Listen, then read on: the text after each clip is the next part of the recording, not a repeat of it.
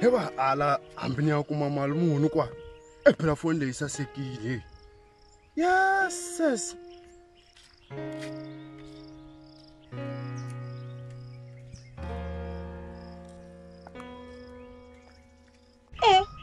So enjoy no ngongutisa ngakwanchabisa nyana so.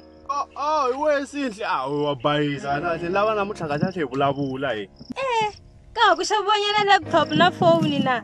We loko ni ku byela no ku ndrhandza ende we a loko ndrhandza wa vona namutlha swilo leswi hinkwaswo leswi a ku ri so we phone leyi ya kahle leyi mena pande mfo. O penga mara u nga vulavula hi sweswo ka swa ku boyfriend le chomi ya me Phumlani. untsela Phumlani i swilo swa khale leswi hamba ni nkuma yimena fiction kun'wana laha munhu loyi. Mahambana a nga ni byeli mahambanile kanene mara no ta n'wi vutisa ku mahambanile kunene na. Hayi u nga n'wi byeli na we na swa ku mena we la hi hlanganini namuntlha u nga n'wi byeli kasi wa nga ri na mavunwa we. Ni na mavunwa njhani ku ve ni fanele ni ya n'wi byela ntiyiso na.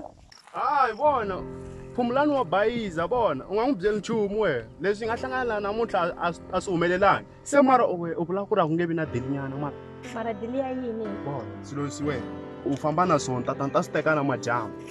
Serious musi na number phone ya wena na yona musijohana wa shesha hey ni ku byerile we vona we kahle i nga va mavoko va fiction o dyela nkarhi mara u xo ku nga nyiketa swo leswi ni sure ni ta ku nyiketa so mara ta swi teka na madyambu swilo leswi usisi swa ku ni nyiketa sweswo a vona ni ta swi teka na madyambu.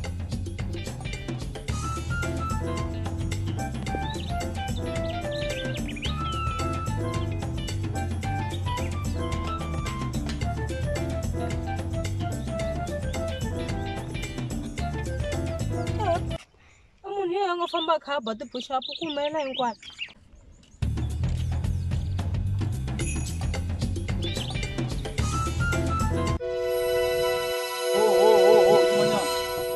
Swo yini ka buti ni famba ndlela leyi hinkwayo ni lava ni swilo leswi nga swi khoma kasi ku yive we wa swi tiva ku swilo leswi ni swi kuma kwihi a na ku tiva ku swi kuma kwihi sweswo swa mehe u ni yivele ni tlele mani n'wana endleli mina hawa mani i nge hundzi i swo swa mina wa swa ku ni swi kuma kwini i swa mehe mani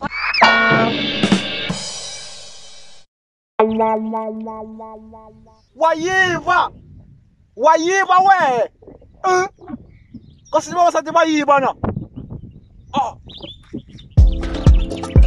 endleka yini a sastere na u ni tekele phone na laptop a ngi fikele